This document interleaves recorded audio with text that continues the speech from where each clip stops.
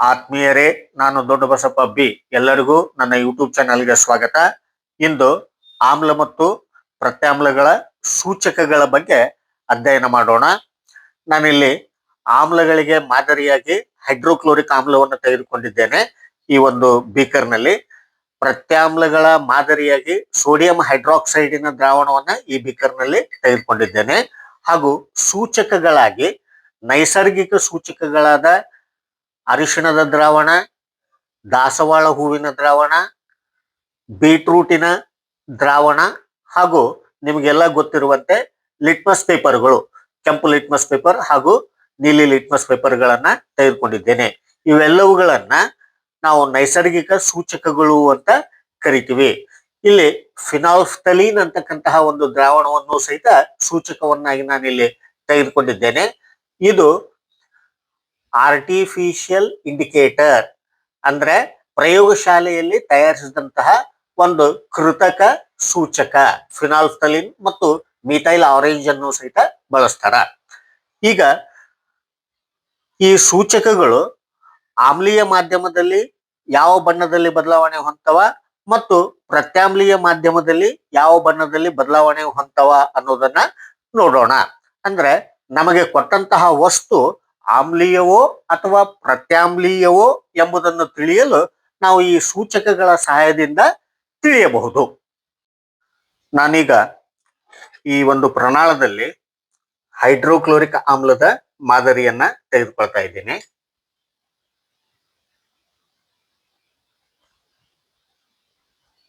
S, ಇದಕ್ಕ ನಾನು ಅರಿಶಿಣದ ದ್ರಾವಣದ ಸೂಚಕವನ್ನ ಬೆರೆಸ್ತೇನೆ. ಹೈಡ್ರೋಕ್ಲೋರಿಕ್ ಆಮ್ಲದ ಬಣ್ಣ ನಿರ್ವರ್ಣದ. ಇದಕ್ಕ ಅರಿಶಿಣದ ದ್ರಾವಣದ ಸೂಚಕವನ್ನ ಬೆರೆಸಿದಾಗ ಯಾವ ಬಣ್ಣ ಆಗ್ತದ ಅನ್ನೋದನ್ನ ಗಮನಿಸ್ತೀವಿ.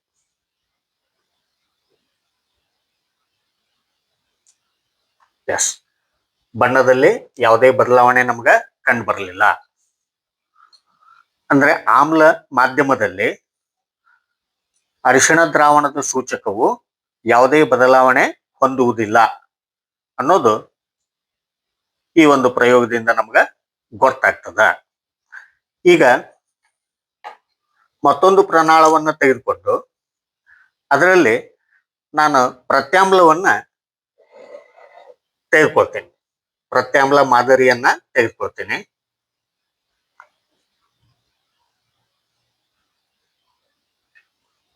ಎಸ್, ಇದಕ್ಕೂ ಸಹಿತ ನಾನೀಗ ಅರಿಶಿಣ ದ್ರಾವಣದ ಸೂಚಕವನ್ನ ಹಾಕ್ತೇನೆ.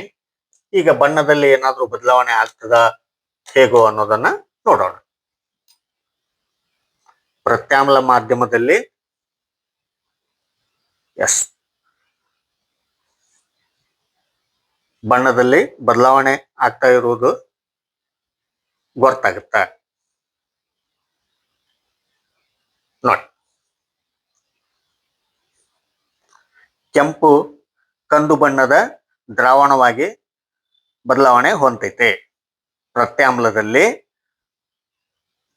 ಅರಿಶಿಣ ದ್ರಾವಣದ ಸೂಚಕವು ಕೆಂಪು ಕಂದು ಬಣ್ಣವಾಗಿ ಬದಲಾವಣೆ ಹೊಂದುತ್ತದೆ.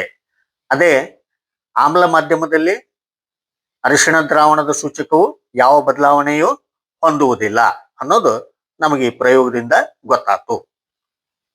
ಓಕೆ, ಈಗ ದಾಸವಾಳ ಹೂವಿನ ಹೈಬಿಸ್ಕಸ್ ಅಂತಾನೂ ಕರಿತೀವಿ.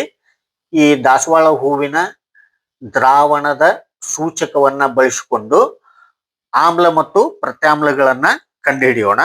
ಮೊದಲಿಗೆ ನಾನು ಈ ಪ್ರಣಾಳದಲ್ಲಿ ಸ್ವಲ್ಪ ಆಮ್ಲವನ್ನ ತೆಗೆದುಕೊಳ್ತೇನೆ. ನಮ್ಗ ಆಮ್ಲನೋ ಅಥವಾ ಪ್ರತ್ಯಾಮ್ಲನೋ ಅಂತ ಗೊತ್ತಿರದೇ ಇದ್ರೂ ನಡೀತದೆ. ನಾನಿಲ್ಲಿ ತಿಳಿಲಿ ಅಂತೇಳಿ ಹೇಳಿಕತ್ತೇನೆ. ಈ ಒಂದು ಪ್ರಣಾಳದಲ್ಲಿ ನಾನೀಗ ಆಮ್ಲವನ್ನ ತೆಗೆದುಕೊಂಡಿದ್ದೇನೆ. ಇದಕ್ಕ ದಾಸವಾಳ ಹೂವಿನ ದ್ರಾವಣದ ಸೂಚಕವನ್ನ ಹಾಕ್ತಾ ಇದ್ದೇನೆ. ಈ ದಾಸವಾಳ ಹೂವಿನ ದ್ರಾವಣದ ಬಣ್ಣ ತಿಳಿ ಸ್ವಲ್ಪ ಗುಲಾಬಿ ಬಣ್ಣದಲ್ಲಿ ಇರಬಹುದು. ಈಗ ನಾನು ಈ ಸೂಚಕವನ್ನ ಈ ಆಮ್ಲ ಮಾಧ್ಯಮಕ್ಕೆ ಸೇರಿಸ್ತಾ ಇದ್ದೇನೆ. ಬಣ್ಣದಲ್ಲಾಗುವ ಬದಲಾವಣೆಯನ್ನ ಗಮನಿಸಿ.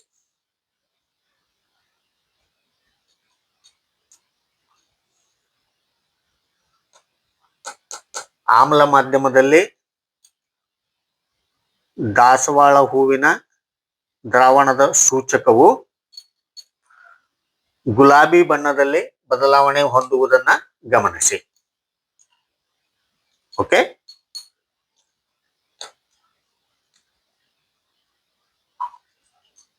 ಎಸ್.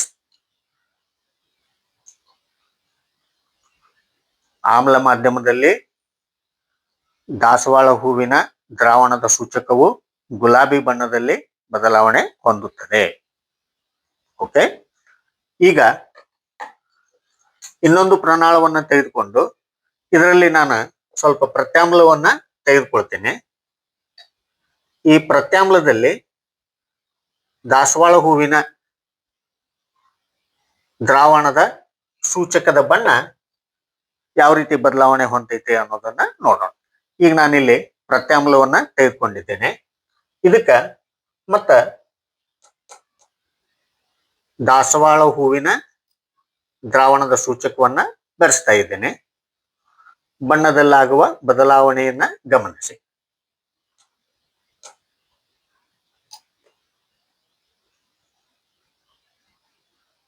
ಎಸ್, ಹಸಿರು ಬಣ್ಣಕ್ಕೆ ಪ್ರತ್ಯಾಮ್ಲೀಯ ಮಾಧ್ಯಮವು ಬದಲಾವಣೆ ಹೊಂದುವುದನ್ನ ಗಮನಿಸಿ.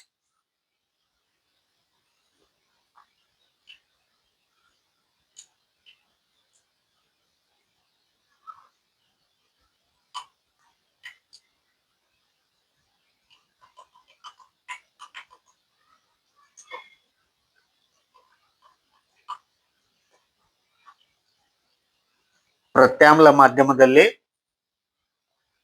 ದಾಸವಾಳ ಹೂವಿನ ದ್ರಾವಣದ ಸೂಚಕದ ಬಣ್ಣ ಹಸಿರಾಗಿ ಬದಲಾವಣೆ ಹೊಂದುತ್ತದೆ.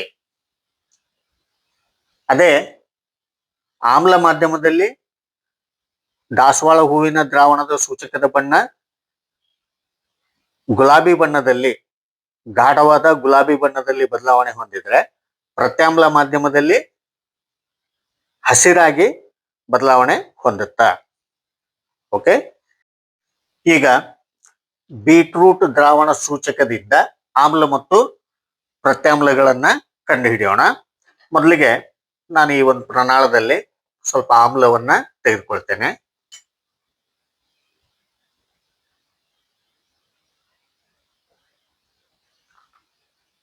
ಆಮ್ಲದ ಬಣ್ಣ ನಿರ್ವರ್ಣವಾಗ್ಯದ. ಇದಕ್ಕ ನಾನು ಬೀಟ್ರೂಟ್ ದ್ರಾವಣದ ಸೂಚಕವನ್ನ ಬೆರೆಸ್ತೇನೆ. ನೋಡಿ, ಈ ಬೀಟ್ರೂಟ್ ದ್ರಾವಣ ಸೂಚಕದ ಬಣ್ಣ ಗುಲಾಬಿನೇ ಅದ. ಈ ಸೂಚಕವನ್ನ ಆಮ್ಲಕ್ಕ ಬೆರೆಸಿದಾಗ ಆಮ್ಲೀಯ ಮಾಧ್ಯಮದಲ್ಲಿ ಬೀಟ್ರೂಟ್ ಸೂಚಕ ದ ಬಣ್ಣ ಸಹಿತ ಗಾಢವಾದ ಗುಲಾಬಿ ಕೆಂಪು ಬಣ್ಣಕ್ಕೆ ಬದಲಾವಣೆ ಹೊಂದುತ್ತದೆ. ಓಕೆ, ಗಾಢವಾದ ಗುಲಾಬಿ ಕೆಂಪು ಬಣ್ಣಕ್ಕೆ ಬದಲಾವಣೆ ಹೊಂದುತ್ತದೆ. ಎಸ್, ಈಗ ಮತ್ತೊಂದು ಪ್ರಣಾಳವನ್ನು ತೆಗೆದುಕೊಂಡು ಅದರಲ್ಲಿ ನಾನು ಪ್ರತ್ಯಾಮ್ಲವನ್ನು ತೆಗೆದುಕೊಳ್ತೇನೆ.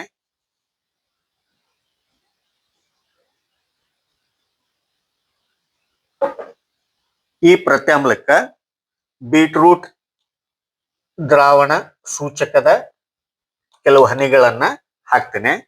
ಇಲ್ಲಿ ಬಣ್ಣದಲ್ಲಾಗ್ತಕ್ಕಂಥ ಬದಲಾವಣೆಯನ್ನ ಗಮನಿಸಿ.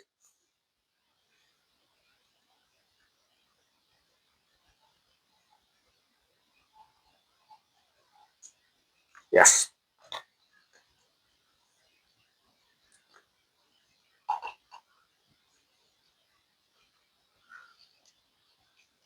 ಪ್ರತ್ಯಾಮ್ಲಕ್ಕ ಬೀಟ್ರೂಟ್ ದ್ರಾವಣ ಸೂಚಕವನ್ನು ಬೆರೆಸಿದಾಗ ಹಸಿರು ಬಣ್ಣದಲ್ಲಿ ಅದು ಬದಲಾವಣೆ ಹೊಂದುತ್ತದೆ. ಹಸಿರು ಬಣ್ಣದಲ್ಲಿ ಬದಲಾವಣೆ ಹೊಂದುತ್ತದೆ. ಓಕೆ, ಸ್ವಲ್ಪ ಹಳದಿ ಮಿಶ್ರಿತವಾಗಿ ಇರ್ತದೆ. ಎಸ್, ಆಮ್ಲ ಮಾಧ್ಯಮದಲ್ಲಿ ಬೀಟ್ರೂಟ್ ದ್ರಾವಣ ಸೂಚಕದ ಬಣ್ಣ ಗುಲಾಬಿ ಕೆಂಪು ಬಣ್ಣದಲ್ಲಿ ಇದ್ರೆ, ಪ್ರತ್ಯಾಮ್ಲ ಮಾಧ್ಯಮದಲ್ಲಿ ಬೀಟ್ರೂಟ್ ಸೂಚಕ ದ್ರಾವಣದ ಬಣ್ಣ ಹಸಿರಾಗಿ ಇರುತ್ತದೆ. ಇನ್ನು ನಮಗೆಲ್ಲ ಗೊತ್ತಿರುವಂತೆ ಆಮ್ಲವು ನೀಲಿ ಲಿಟ್ಮಸ್ ಅನ್ನ ಕೆಂಪು ಬಣ್ಣಕ್ಕೆ ಪರಿವರ್ತಿಸ್ತದ. ನಾನಿಲ್ಲಿ ಒಂದು ನೀಲಿ ಲಿಟ್ಮಸ್ ಅನ್ನ ತೆಗೆದುಕೊಂಡು ನೇರವಾಗಿ ಈ ಆಮ್ಲ ಇರತಕ್ಕಂತಹ ಬೀಕರ್ ನಲ್ಲಿ ಅದ್ದಿ ತೋರಿಸ್ತೀನಿ ನೋಡ್ರಿ.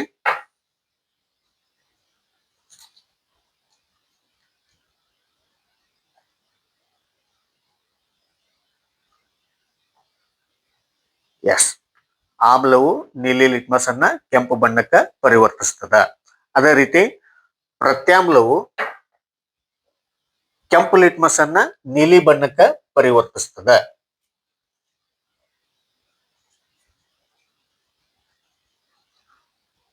ಪ್ರತ್ಯಾಮ್ಲದಲ್ಲಿ ಕೆಂಪು ಲಿಟ್ಮಸ್ ಅನ್ನ ಅದ್ದಿನಿ.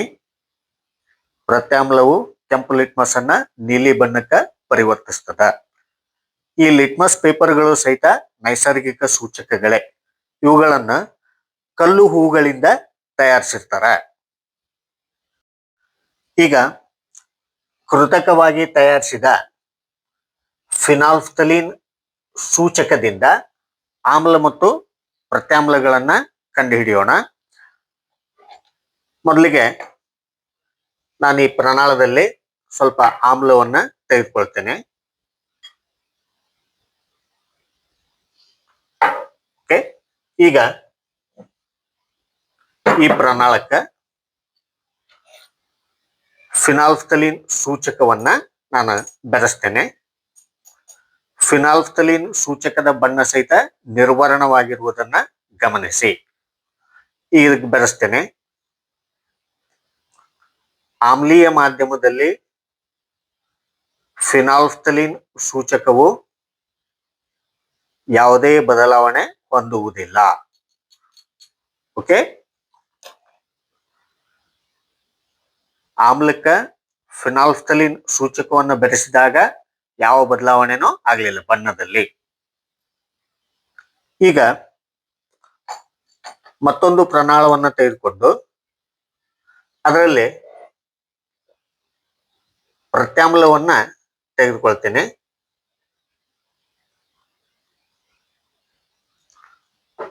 ಎಸ್, ಈ ಪ್ರತ್ಯಾಮ್ಲಕ್ಕೆ ನಾನು ಫಿನಾಲ್ಫ್ಥಲೀನ್ ಸೂಚಕವನ್ನ ಹಾಕ್ತೇನೆ.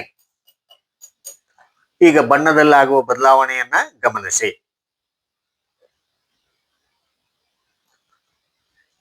ಕೆಲವೇ ಹನಿಗಳಷ್ಟು ಫಿನಾಲ್ಫ್ಥಲೀನ್ ಸೂಚಕವನ್ನ ಹಾಕಿದಾಗ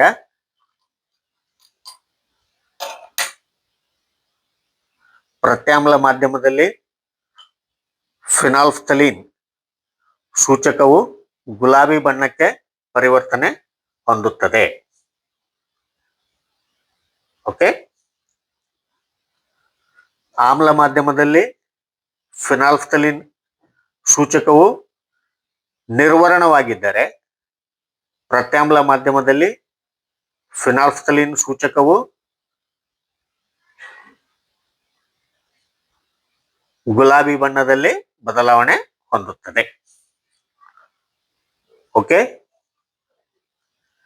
ಹೀಗೆ ನೈಸರ್ಗಿಕ ಸೂಚಕಗಳ ಸಹಾಯದಿಂದ ಅಥವಾ ಕೃತಕವಾಗಿ ಪ್ರಯೋಗಶಾಲೆಯಲ್ಲಿ ತಯಾರಿಸಿದ ಸೂಚಕಗಳ ಸಹಾಯದಿಂದ ನಾವು ಕೊಟ್ಟಂತಹ ವಸ್ತು ಆಮ್ಲೀಯವೋ ಅಥವಾ ಪ್ರತ್ಯಾಮ್ಲೀಯವೋ ಎಂಬುದನ್ನ ಕಂಡುಹಿಡಿಯಬಹುದು.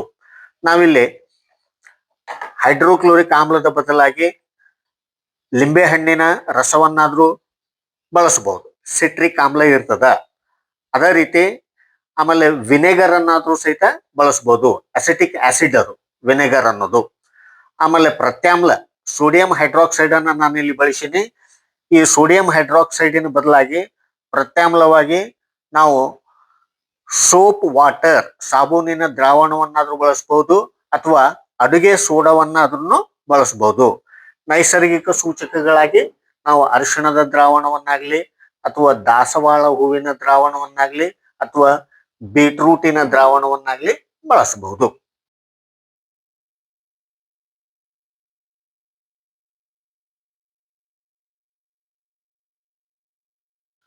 ನೋಡಿದ್ರಲ್ಲ ಸ್ನೇಹಿತರೆ, ಎಲ್ಲರಿಗೂ ಧನ್ಯವಾದಗಳು.